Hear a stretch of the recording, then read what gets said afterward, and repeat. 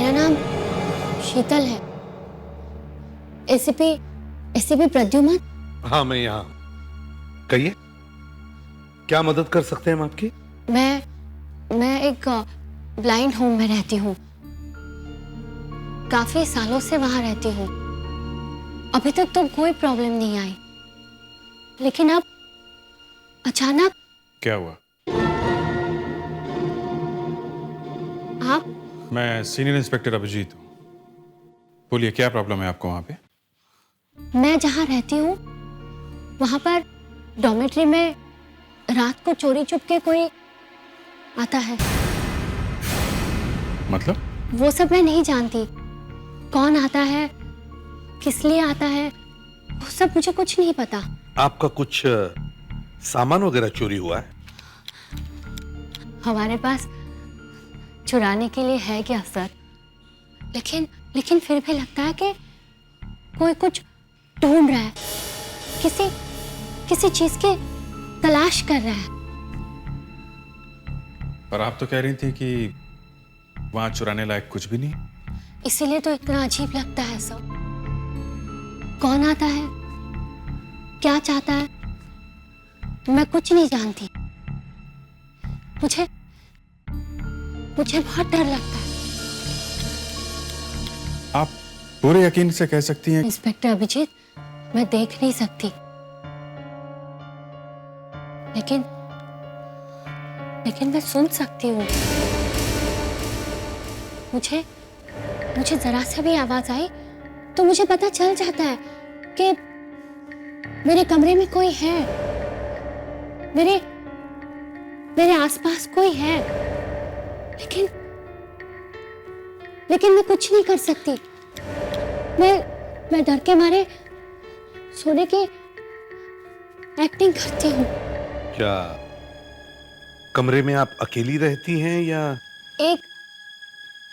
एक लड़की और रहती है सर। और उसे कुछ पता नहीं चलता? वो तो घोड़े बेच के सो जाती है सर। जैसे बिस्तर पे बैठती है सो जाती है, डायरेक्ट सवेरे उठती है। अच्छा, ये जो आपके कमरे में आता है, ऐसा रोज होता है या कभी कभी? कभी एक दिन छोड़कर, कभी 2 दिन के बाद। ठीक है, आप घबराइए मत, हम देख लेंगे। Thank you sir. प्रेडिक्स, जरा इन्हें छोड़कर इधर आइए।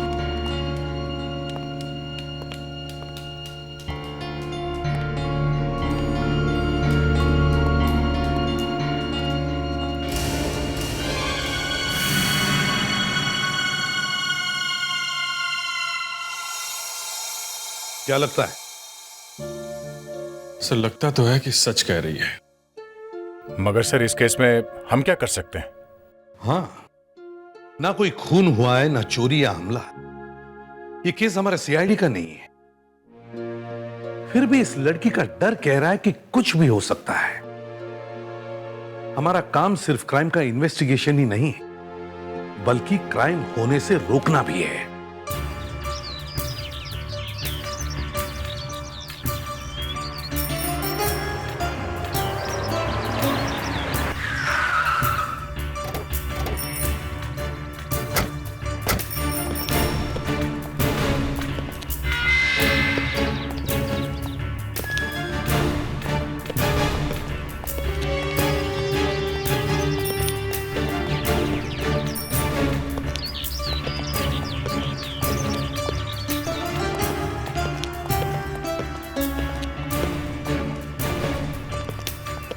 एक मिनट भाई साहब जी, ये शीतल को जानते हो? शीतल? वो 17 नंबर वाली?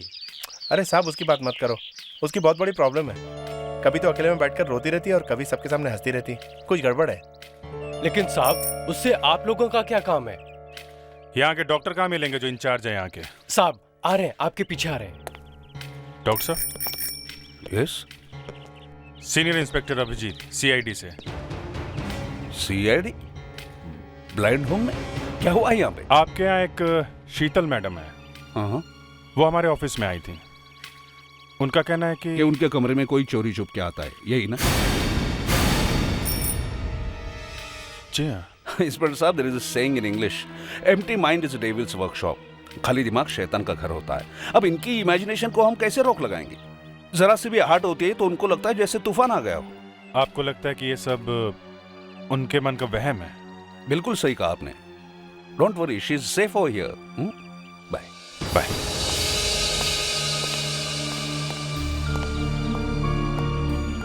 सबको ऐसे लगता है मैं बेचारी अंधी लड़की जिसको करने के लिए कुछ भी नहीं है, इसीलिए बेकार की कहानियां बनाकर टाइम पास कर रही हूँ। नहीं नहीं, हमने ऐसा कब कहा? लेकिन देखिए, हम आपकी बात पर विश्वास करके ब्लाइंड होम गए थे, बल्कि आपके लोगों ने कहा कि आपको थोड़ा ओवर रिएक्ट करने की आदत है। फिर भी हमने छानबीन की, मगर हमें वहां कुछ पता नहीं चला। बात तो वही हुई ना कि मैं झूठ बोल रही हूँ। देखिए मैडम, ब्लाइंड होम में हमने बहुत सारे लोगों से बात की है। अब वो सच बोल रहे हैं कि आप सच बोल रही हैं, उनकी बात पे विश्वास करें कि आपकी बात पे? हो सकता है कि वो सब मिले हुए हो। लेकिन कोई आपके कमरे में आएगा क्यों? चाहिए क्या उसे? ये तो आपको पता करना है। देखिए, हम पुलिस वाले हैं, हमें भी कई चीजें महसूस होती हैं। हमें लगता है कि हम बहुत कुछ जानते हैं, मुजरिम को सूंघ लेते हैं, मगर कभी कभी हमसे भी गलती हो जाती है।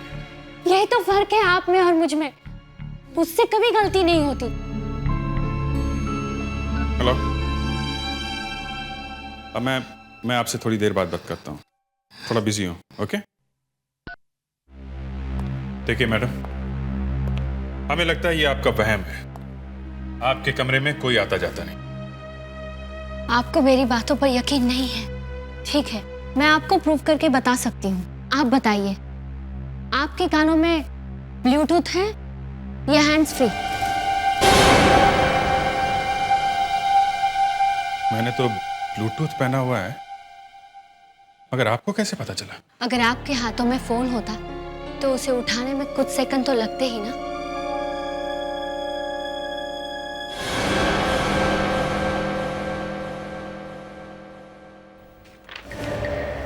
इंस्पेक्टर दया, आप उस फाइल को कितना भी धीरे टेबल पे रखिए, मुझे उसकी आवाज सुनाई देगी।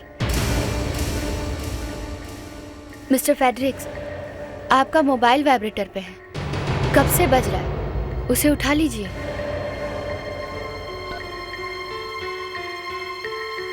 मान गए मैडम, मगर फिर भी मैं 100% कह सकती हूँ कि मेरे रूम में कोई आता है, चाहे आप चारों इस पर यकीन करें या ना करें। होगी ना आपसे गलती। यहाँ इस रूम में 4 नहीं, सिर्फ हम 3 लोग। शायद आप भूल गए, दरवाजे पे एसीपी साहब खड़े हैं। वाह। सर, ऊपर वाला जब किसी से एक चीज छीन लेता है तो उसे दूसरी ताकत भी देता है। हमें हल्की सी आहट भी सुनाई देती है जो हमारी आंखें नहीं देख सकती। सॉरी शीतल जी, लेकिन इस बार हम आपका केस सीरियसली लेंगे। आपको दोबारा शिकायत करने का मौका नहीं देंगे। आपके कमरे में जो भी आता है उसे जवाब तो देना ही पड़ेगा कि उसका मकसद क्या है। यह केस तभी सॉल्व हो पाएगा जब कोई ब्लाइंड होम में जाकर रहेगा और वहां की हर बात, हर आदमी पर लगातार नजर रखेगा। हम में से ही किसी को भेस बदल के जाना होगा। मगर सब कुछ बहुत समझदारी से करना पड़ेगा। ब्लाइंड की एक्टिंग करना इतना आसान नहीं है। सर, इस काम के लिए अभिजीत को भेज देते हैं। अभिजीत अच्छी एक्टिंग कर लेता है। आए? नहीं दया, मैं खुद जाऊंगा। सर आप? हाँ अभिजीत, क्योंकि मैं अच्छी तरह से जानता हूं कि जब आंखों की रोशनी चली जाती है तो कैसा महसूस होता है। एक बार अपनी आंखें खो चुका हूं मैं। इसका मतलब मैं मानता हो गया हूं। मैं देख नहीं सकूंगा।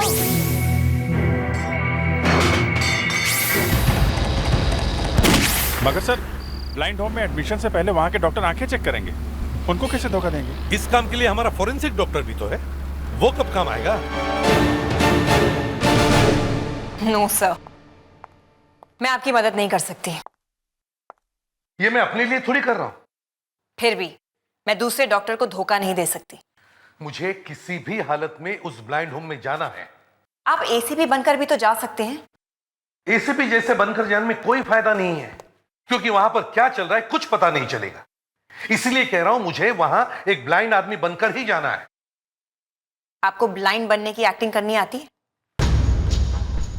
यही तो प्रॉब्लम है, मुझे एक्टिंग करने नहीं आती, इसीलिए कह रहा हूं मेरी आंखों में डालने के लिए कुछ दो जिससे मैं एक ब्लाइंड लग सकूं। ठीक है,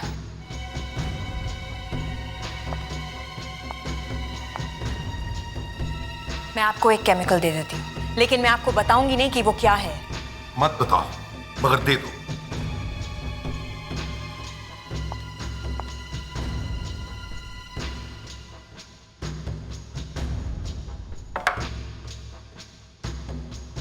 ये लीजिए, इसके 2 या 3 ड्रॉप्स अपनी आंखों में डालिएगा। आपकी आंखों की पुतलियां फैल जाएंगी और आपकी आंखें ब्लैंक लगने लगेंगी। और अगर किसी डॉक्टर ने मेरी आंखें चेक की तो? किसी डॉक्टर को मिलने से कुछ ही देर पहले लगाइएगा, किसी को कुछ पता नहीं चलेगा।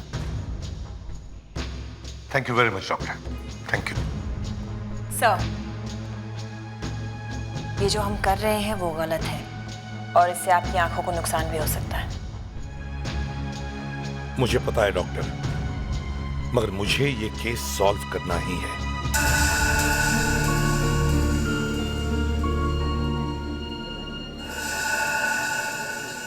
तो आपको डॉक्टर अग्रवाल ने भेजा है? हाँ, अच्छे इलाज के लिए। आपका नाम क्या? मेरा नाम पांडुरंग फुलसे है। मैं हीरो का कारीगर हूँ, बहुत साल से काम करता हूँ। इन्हें मशीन पर बिठा दो। जी, आइए, जरा संभाल के आइए, इस तरफ से। या बढ़िए।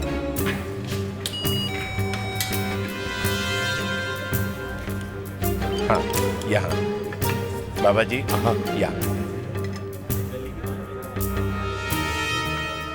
आपको कब से दिखाई नहीं दे रहा? 1 साल से। कभी कोई इलाज करवाया? कहाँ से इलाज करवाऊंगा, जब से आंखें चली गई काम भी बंद हो गया, पैसे नहीं इलाज करवाने के लिए।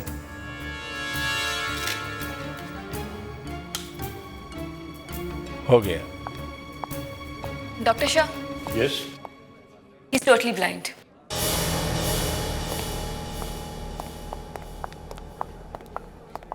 तो आप हमसे क्या उम्मीद लेकर आए? आप मुझे अपने ब्लाइंड होम में रख लीजिए, बाहर मेरा कोई नहीं है। ठीक है, इन्हें बेड नंबर 8 दे दो। आप बेफिक्र रहिए, यहाँ आपका पूरा ख्याल रखा जाएगा। Okay, thank you doctor.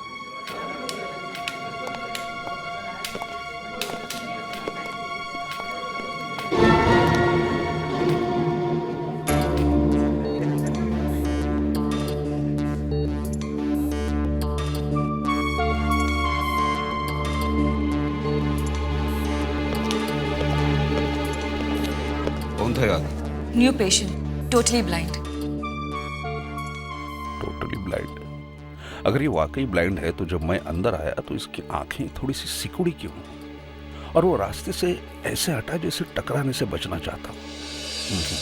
भाई मुझे कहाँ रखोगे? मेरा कमरा कहाँ है? वहां आगे है। और यहाँ लेडीज का कमरा कहाँ है? पीछे की तरफ है। पीछे की तरफ? मतलब आमने सामने? क्या बात है, इरादा क्या है आपका? अरे कुछ नहीं भाई, बस कहीं गलती से उनके कमरे में न घुस जाऊं इसलिए पूछा। फिक्र मत करो, हमारे रहते कोई किसी के कमरे में नहीं घुस सकता। अच्छा, वो तो है ही। अब आई हैं तो पता चल ही जाएगा।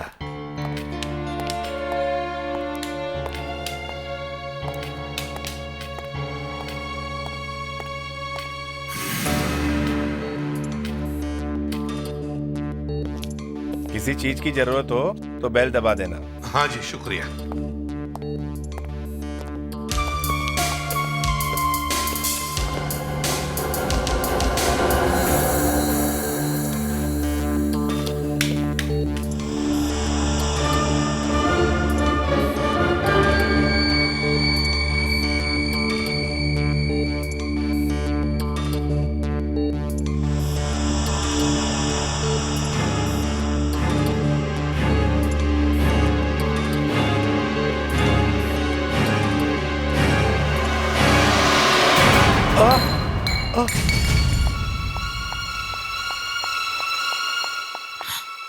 ये क्या किया आपने? आई एम सॉरी, मुझसे गलती हो गई।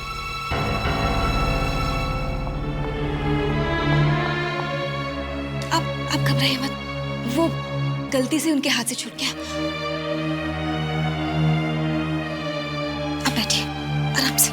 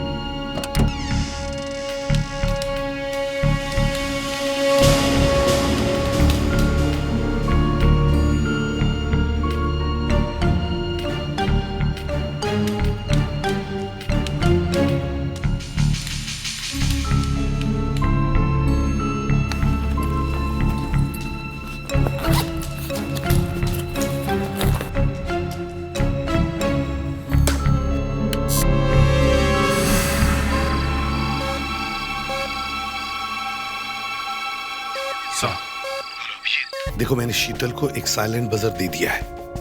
अगर उसके कमरे में कोई आया तो वो बजर बजा देगी। Okay sir. सर वहां पे कोई प्रॉब्लम? प्रॉब्लम है डॉक्टर मूर्ति। मुझे उस पर शक है और उसे मुझ पर। सर क्या ये वही है जो शीतल के कमरे में जाता है? हाँ, हो सकता है। उसे मेरी कहानी बनावट लगी है। मैं कोई एक्टर तो नहीं हूं, लेकिन इस वक्त डॉक्टर मूर्ति मेरा दुश्मन है। हेलो, मैं तुम्हें बाद में फोन करता हूं। कोई आ रहा है। आज दूसरी रात है। शायद आज रात को कुछ न कुछ जरूर होगा।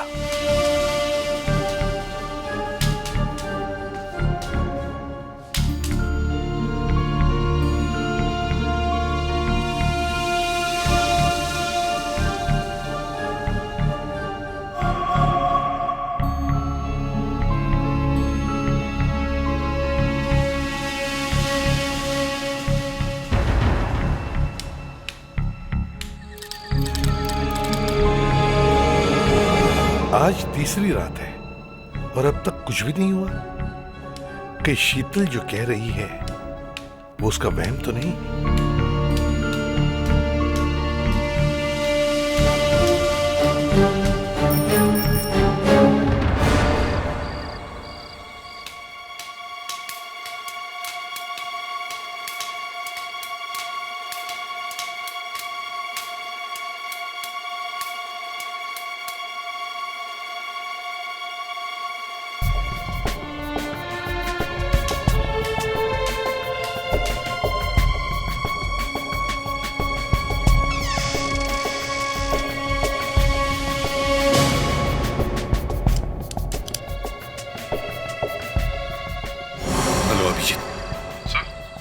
देखो, मुझे लगता है हम लोग यहाँ टाइम वेस्ट कर रहे हैं। 4 दिन हो गए शीतल के कमरे में कोई भी नहीं गया है और ना ही मुझे किसी भी तरह का कोई सुराग मिल पाया है। सर आज का दिन और देखते हैं। अगर कुछ हाथ नहीं आया तो फिर ये केस बंद। अभिजीत, 1 मिनट, शीतल का सिग्नल आ रहा है।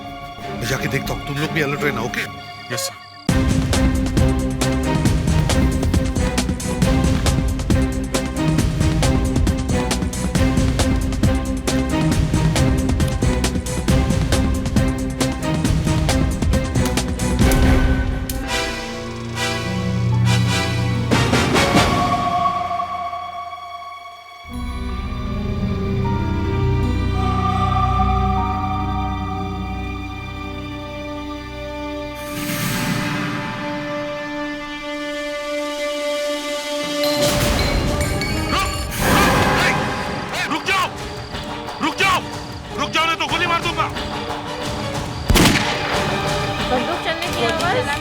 अरे गोली किसने चलाई? क्या हो रहा है? गोली किसने चलाई? मुझे डर लग रहा है। चलो चलते हैं यहाँ से। अरे गोली चलाने की आवाज, ये क्या हो रहा है? मुझे तो डर लग रहा है। क्या हो रहा है यहाँ पर? कौन है?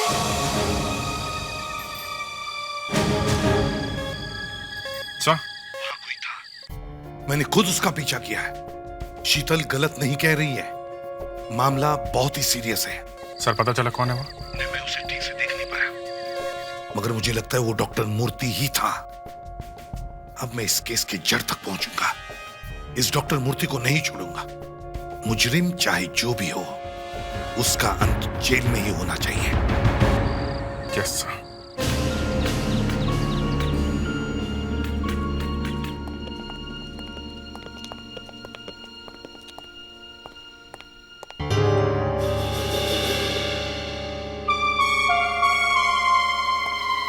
प्लीज मैडम, जरा प्लीज हटिए आप। एक मिनट, सॉरी, एक मिनट हटिए प्लीज। सो क्या हो रहा है यहाँ?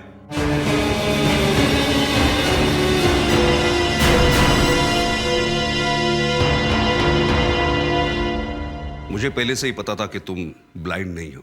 आप ठीक कह रहे हो डॉक्टर मूर्ति, मैं ब्लाइंड नहीं हूं और ना ही कोई मेरी आंखों में धूल झोंक सकता है। क्या मतलब?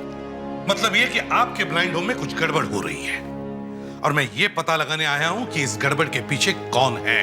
वैसे आप यहाँ पे किसके कहने पे आए हैं?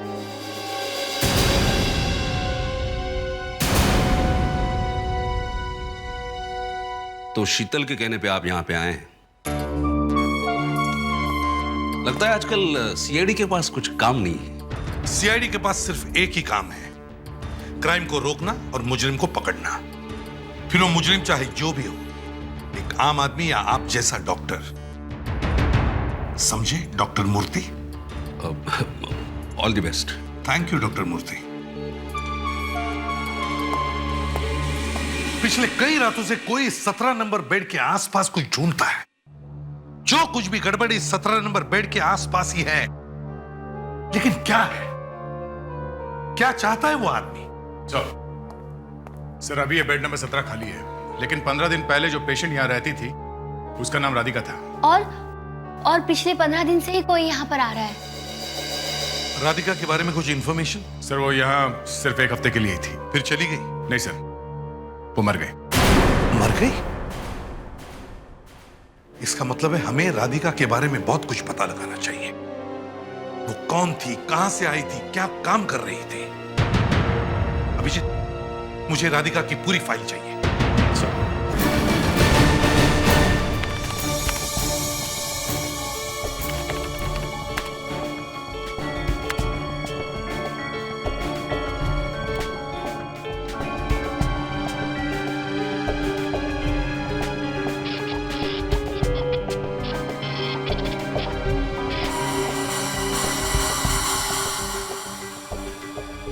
सर राधिका एक ज्वेलरी शॉप में काम करती थी, सूरजमल डायमंड्स।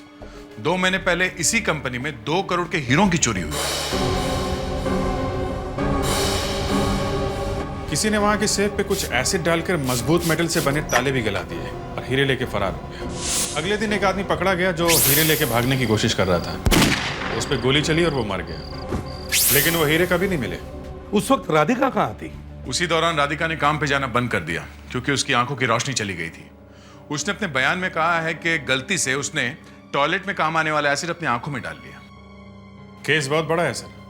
वो 2 करोड़ के हीरे आज तक नहीं मिल पाए। मुझे लगता है राधिका उन हीरों की चोरी करने वालों के साथ मिली हुई है और उसकी आंखों में जो तेजाब गया है वो वही है जिससे तिजोरी खोली गई और शायद उसी तेजाब की वजह से उसकी आंखें भी चली गई। हाँ सर, अगर ये केमिकल जरा सा भी आंख में गया तो आंख तो गई समझो।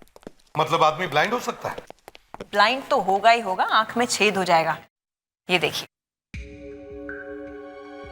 आप लोग जरा सा पीछे हो जाइए प्लीज। ये देखिए सर, ये लोहे का स्लैब है, इस पर इस केमिकल की ड्रॉप डालकर देखते हैं।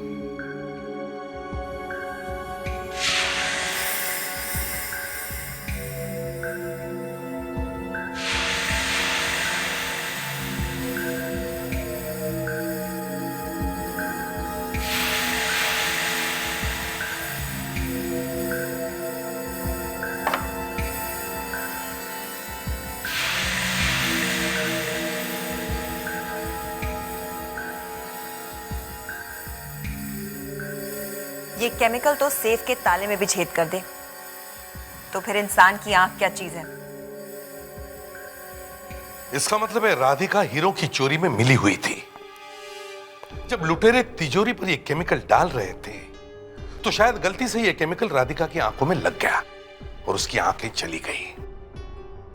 मगर हीरे कहां रखे हुए ये राधिका जानती थी, और राधिका तो मर चुकी है सर। हमें यह पता लगाना है कि राधिका की मौत हुई कैसे।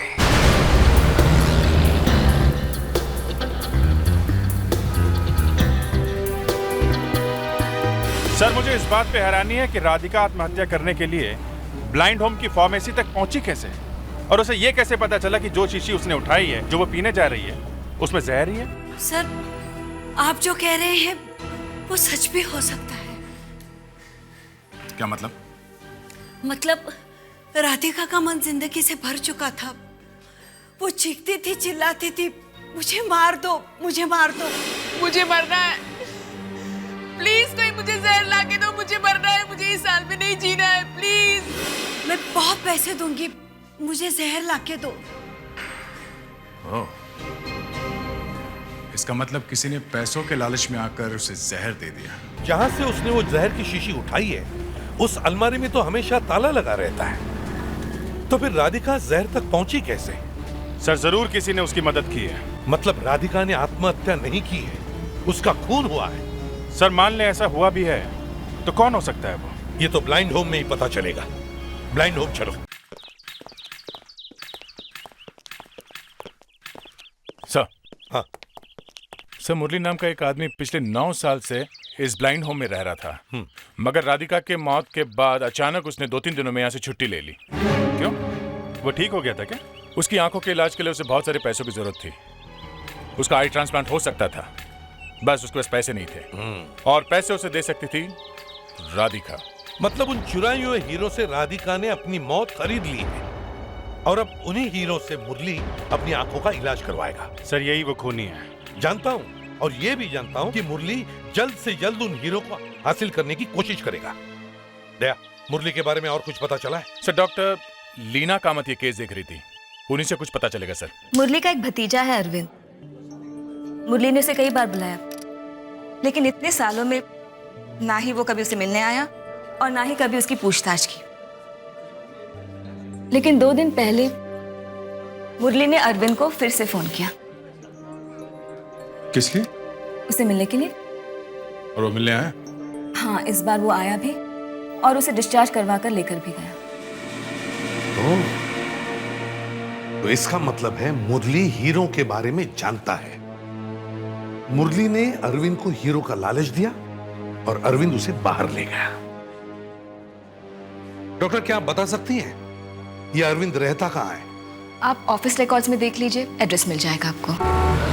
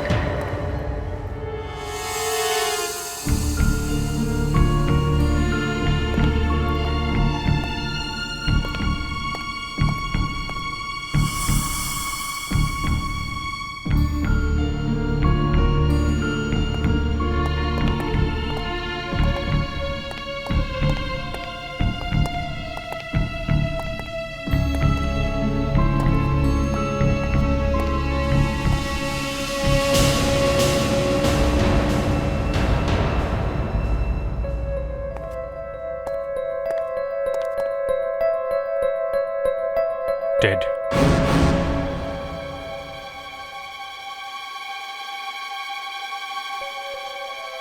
खून अभी भी लाल है, सूख कर काला नहीं हुआ है। मर्डर हुए ज्यादा देर नहीं हुई है सर।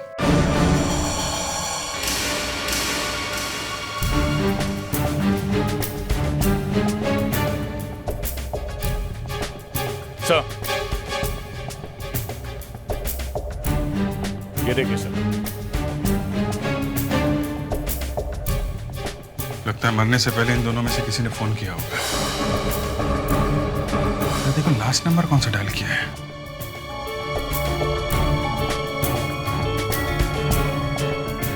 वन 4739। पर ऐसा तो कोई नंबर होता ही नहीं है कहीं पे भी। हाँ, और अगर ऐसा नंबर है नहीं तो फिर इसने डायल क्यों किया? सर, ये कई कंपनियों के ट्रैवल ब्रोशर्स मिले हैं। लगता है कहीं भागने की तैयारी में थे। सर, इनकी बॉडी पे बहुत सारे निशान हैं। शायद इन्हें टॉर्चर किया गया है। कुछ उगलवाना होगा। जिसने भी इन दोनों का खून किया है वो इन हीरो के बारे में जानता है और इन हीरो के वजह से इन दोनों का खून हुआ है। देखना ये है कि इस 14739 का इस खूनी के साथ क्या लेना देना है। शीतल को लगता था कि उसके कमरे में चुराने के लिए कुछ भी नहीं है, लेकिन उसे यह पता नहीं था कि उसके कमरे में 2 करोड़ के हीरे छुपाए गए हैं और उन्हीं को ढूंढने के लिए कोई उसके कमरे में जाता था।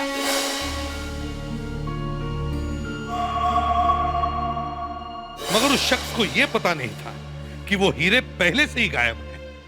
मुरली उन हीरो को लेकर कब का निकल चुका था, लेकिन उसे पता चल गया कि हीरे मुरली के पास है। तभी उसने मुरली को टॉर्चर किया और मार दिया। सर, हमारा इस मुरली के बारे में छानबीन करना ये सिर्फ ब्लाइंड होम वालों को ही पता था। ये खूनी ब्लाइंड होम का ही आदमी है। वो ना सिर्फ राधिका और मुरली बल्कि हमारी हर बात की खबर रखता है और मेरा तो शक अभी भी डॉक्टर मूर्ति पर ही है। मगर उसे पकड़ने के लिए हमारे पास कोई सबूत नहीं है सर। हमारे हाथ में तो सिर्फ यही एक क्लू है, 14739। क्या हो सकता है ये 14739? किसी बैंक लॉकर का कोड नंबर, किसी तिजोरी का कोड, पोस्ट बॉक्स नंबर, किसी कार का नंबर भी तो हो सकता है। हाँ, लेकिन सर कोई भी कोड 14739 से शुरू नहीं होता। ये भी हो सकता है ये उस नंबर का पिछला हिस्सा हो, इसके आगे कुछ और नंबर हो। पता करो किस चीज का नंबर है ये नंबर ही हमें खूनी तक पहुंचाएगा।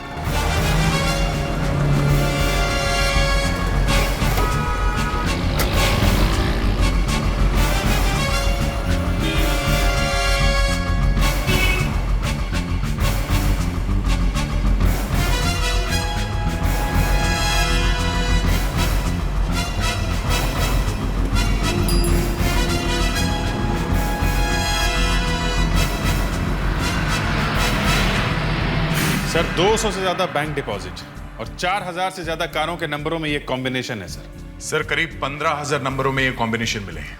सर, और भी कई चीजें हैं चेन में, जैसे कि दुकानों के मेंबर, क्लब कार्ड के member, credit card number, ATM number. और अगर पोस्ट बॉक्स नंबरों की लिस्ट ढूंढना शुरू करें तो सर पता नहीं कहां पहुंचेंगे। जब तुम लोग अपना काम कर रहे थे तब मैं भी अपना काम कर रहा था। मैंने सोचा कि ये 14739 किसी का नाम हो सकता है। नाम? हाँ, जैसे 725 का राज होता है। ये देखो, 7 का R, 2 का A और 5 का J। वैसे 14739 के बहुत सारे कॉम्बिनेशन हो सकते हैं। तब भी सर मोबाइल फोन के नंबरों में नंबर 1 पे कोई अल्फाबेट नहीं होता। फिर भी इस नंबर का कुछ तो मतलब है, नहीं तो मरता हुआ आदमी ये नंबर डायल क्यों करता? एग्जैक्टली। हमें फिर से ब्लाइंड होम चलना होगा, वहीं पे पता चलेगा 14739 का राज क्या है।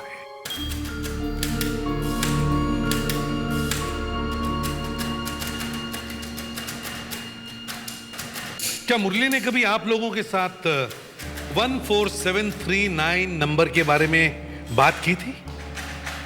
या आप लोग इस नंबर के बारे में कुछ जानते हो? नहीं सर, ये नंबर तो हमने पहली बार सुना है। अच्छा ये बताओ, ये डॉक्टर मूर्ति कैसे डॉक्टर हैं? थोड़े स्ट्रिक्ट हैं, लेकिन अच्छे हैं। अच्छा, ये नंबर उनसे रिलेटेड हो सकता है क्या? उनके घर का नंबर, उनकी गाड़ी के नंबर में ऐसे नंबर्स हों? हो भी सकता है सर, पर हमें नहीं मालूम।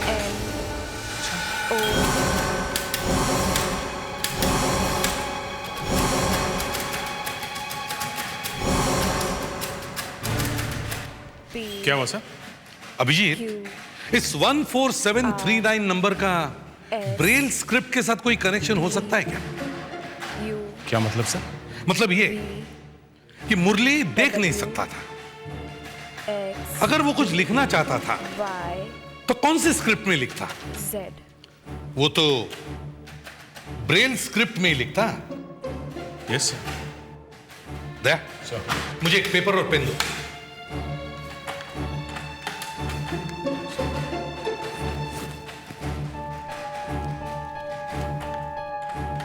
अब मैं टेलीफोन के डायल पर जैसे नंबर लिखे हुए होते हैं उसी तरह मैं इस पेपर पर नंबर्स लिखता हूं।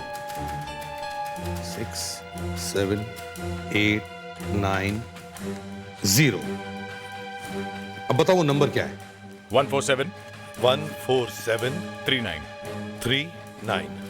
अब इन सर्कल किए हुए नंबर्स को ब्रेल स्क्रिप्ट की तरह डॉट्स देता हूं तो ये ऐसे देखेंगे।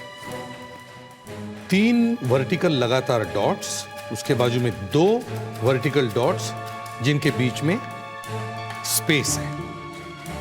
अब पता करते हैं इन डॉट्स का क्या मतलब है।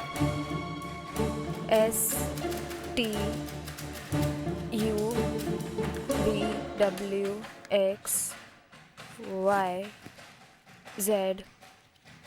मैडम, मुझे आपकी थोड़ी मदद चाहिए। हाँ जी कहिए। विथ परमिशन में आपका हाथ पकड़ सकता जी हूं? जरूर। जरा ये बताइए, ये जो 3 लगातार वर्टिकल डॉट्स है इनका क्या मतलब है? एल। और ये जो 2 वर्टिकल डॉट्स है जिनके बीच में स्पेस है वो K. L K. Doctor Leena Kamat.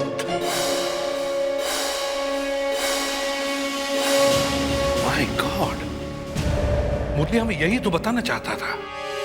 Sir, Leena Kamat ने हीरो की चोरी की खबर अखबार में या टीवी पे देखी होगी। कल रात सूरजमल डायमंड्स की दुकान में कीमती हीरो की चोरी हुई।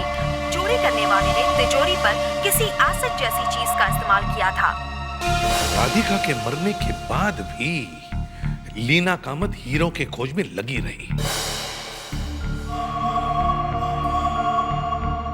मगर जब हम मुरली तक पहुंचने की कोशिश कर रहे थे तो लीना कामत हमसे पहले वहां पहुंच गई और जैसे ही उसे हीरो के बारे में पता चला उसने मुरली को मार दिया। मगर मुरली ने मरने से पहले लीना कामत का नाम टेलीफोन पे लिख दिया। लीना कामत इस वक्त कहां होगी?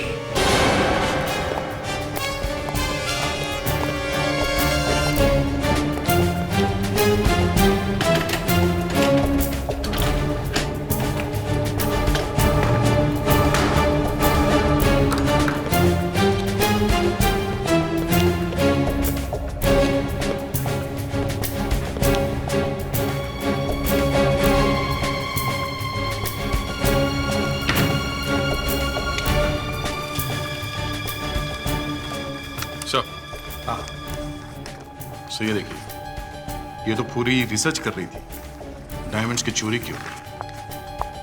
कौन है यहाँ? Doctor Leena, you are under arrest.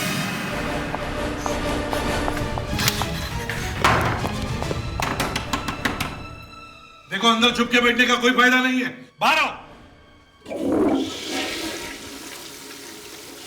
दरवाजा तोड़ दो। सर,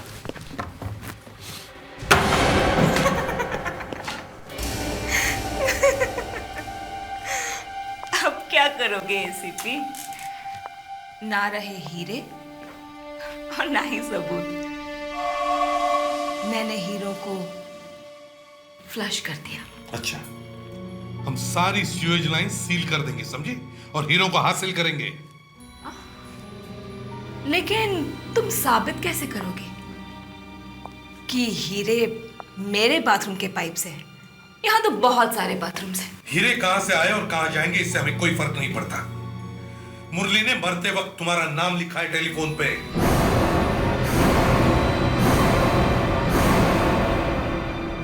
हमारे पास और भी सबूत है डॉक्टर लीना कामत, आपको फांसी के तख्ते तक पहुंचाने के लिए।